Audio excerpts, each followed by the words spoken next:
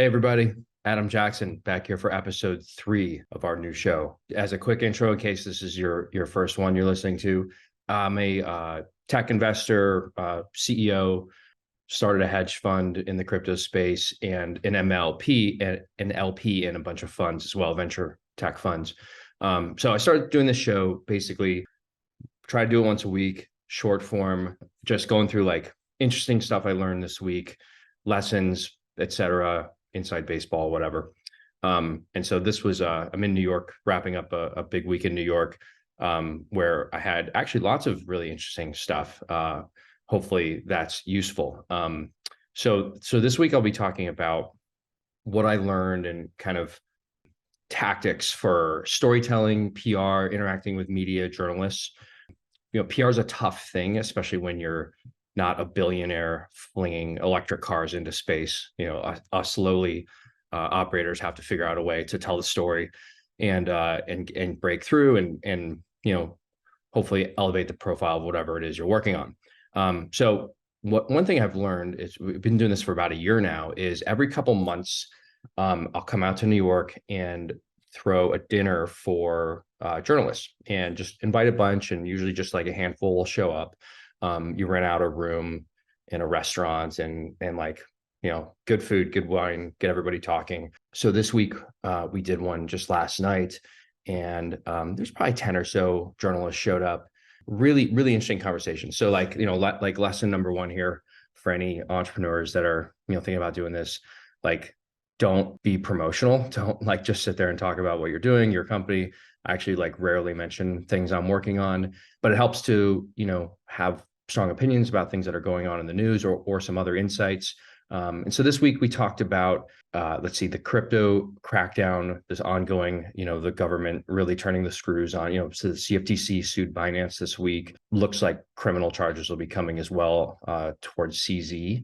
If Binance ends up being, shut down or severely curtailed, this could actually be a really good thing for Coinbase and for, US regulated exchanges. So that I thought that was actually like the Binance thing was kind of good news if you want this stuff to stay in the US and be regulated, which I think if you're a good actor in the space, you should want. I got a lot of questions about whether funds I'm an LP in are still around and writing checks, and I won't name the funds out of respect to those guys, but some pretty big funds that are in the crypto space that people think are dead.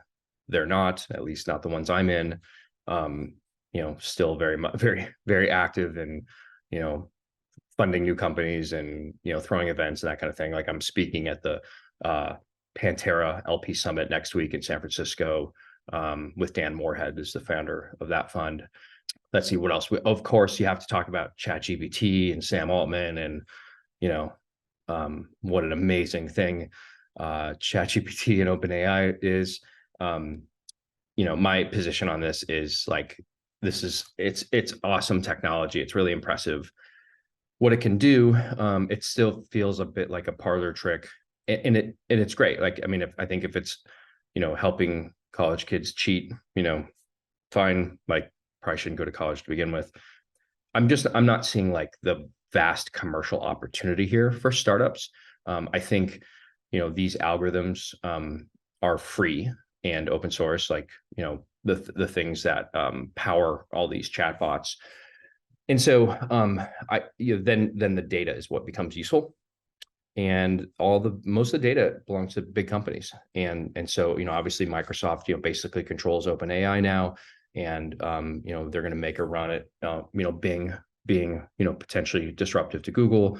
Google obviously is the granddaddy of all AI and does just amazing things. I thought it was a bit unfair to characterize them as being late to the party when they're probably the best at it. Facebook as well, and Amazon too. And people don't think about Amazon being in the AI space, but they apply it obviously to make the world's safest and most efficient marketplace. But they also have like image rec and all that kind of stuff as a service that anybody can use. And they've had that for years. So really cool discussion there. But like the big lesson for me with these dinners is, like, start things off, like do a quick intro, like throw out a few topics, but like let them lead the discussion, them being the reporters, and like treat it kind of like you're having a dinner party at your house. It's first of all much more fun when you do it that way, and like make sure there's plenty of good wine. And then what I always enjoy doing is like asking them like what their perspectives are, and I end up learning a ton. We were there for like three plus hours last night. It was really enjoyable, and a lot of times they'll find it useful and may want to quote you in an article or something, and probably has nothing to do with what you're working on. I mean, many times I'm quoted. It's has nothing to do with Braintrust, because Braintrust isn't always the most exciting thing or top of mind for reporters, which is totally fine. So it's really fun. You kind of feel like you're hanging out with your friends by the end of it, and that's I think how you're building relationships, and will hopefully be helpful and valuable to them in the future, and vice versa. So let's see what else. I then did a spot with NPR's Marketplace, where this reporter Lily wanted to talk about how the government's kind of cracking down on the on-ramps, off-ramps from the banking system to crypto. Seems like kind of a coordinated effort here by the government to cut off access to crypto, while also having to deal with an upcoming commercial real estate debt crisis, which is obviously going to lead to more inflation. And so we spoke about that for a while. Who knows if it'll air or not, but it was a fun conversation. And like as soon as we started, she wanted to record it. So again, just kind of building relationships there. What else? I got to stop over at the New York Stock Exchange here in New York. Got a tour of the building and the trading floor and all that stuff. It was really cool. If you've never been, you should try to get in and get a tour.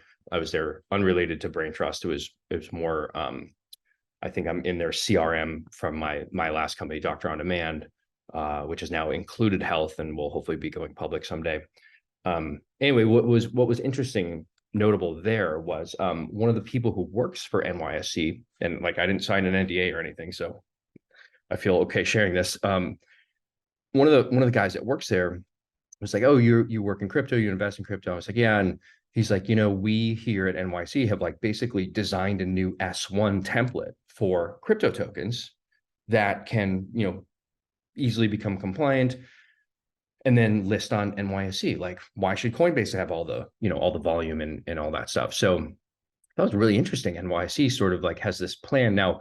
Of course, the current SEC position is that all tokens are unregistered securities, and so obviously this strategy won't work today. But I think these guys are basically saying, we're waiting it out. We know this tech is not going away, and we think it should be American regulated, and like why shouldn't it be here on Wall Street at the New York Stock Exchange? So I thought that was really cool. I hope they are successful in that.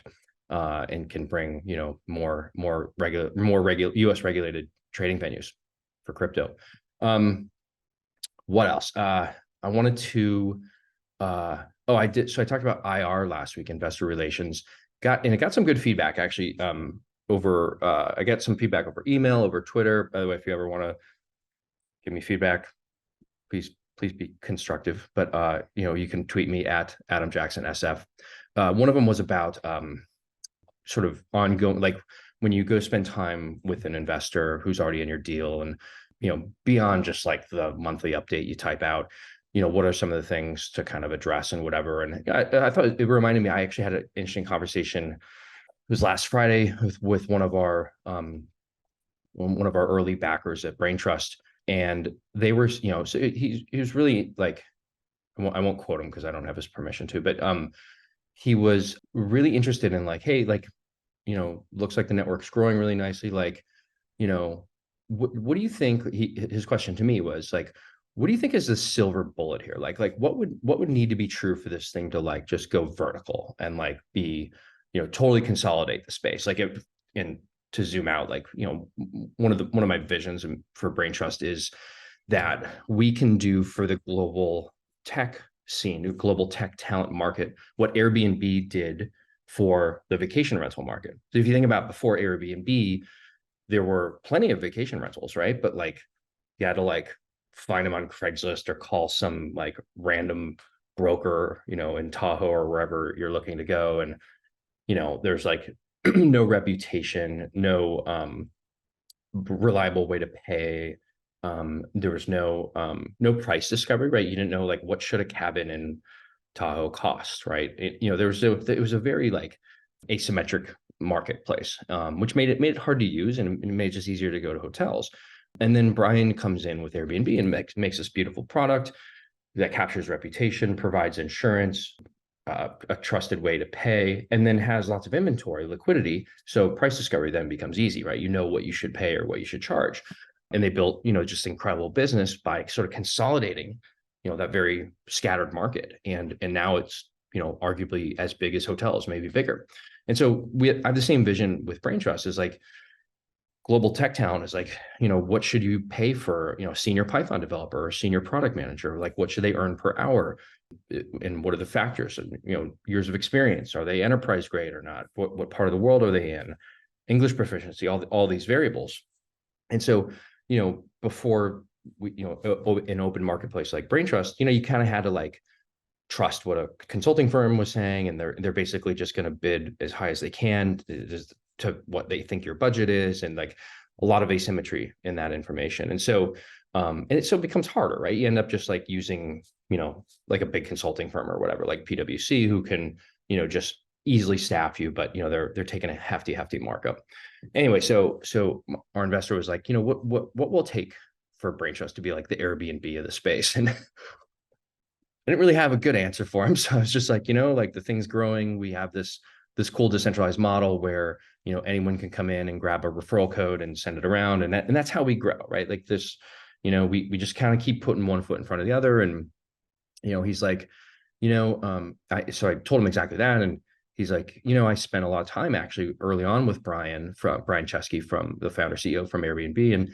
And he goes, I asked Brian the same question 10 years ago, and he said exactly the same thing. He said, I don't know that there is a silver bullet here. We're just going to keep doing what we're doing and grow. And that's exactly what Airbnb's story ended up being, right? It was 10, 12 years of just like, plodding along and doing a good job and improving the product. But there was no like inflection point, right? There was nothing like really caught fire for them. But, you come out 10, 12 years later and they're this monster in the space. So anyway, so this investor was like, well, I'll keep looking for silver bullets for you, but, in the meantime, keep doing what you're doing. And, it was really like, it felt good to have somebody who has that level of experience and has seen so many more things than I have, sort of validate our strategy of like, okay, a lot of times there isn't a silver bullet. You just like keep growing. So, what else? I guess that was it. I have gotten so much great feedback so far on this format. Try to keep it useful, try to keep it short. So if you have any suggestions or questions, hit me on Twitter at AdamJacksonSF, and I'll see you next week, God willing. Bye.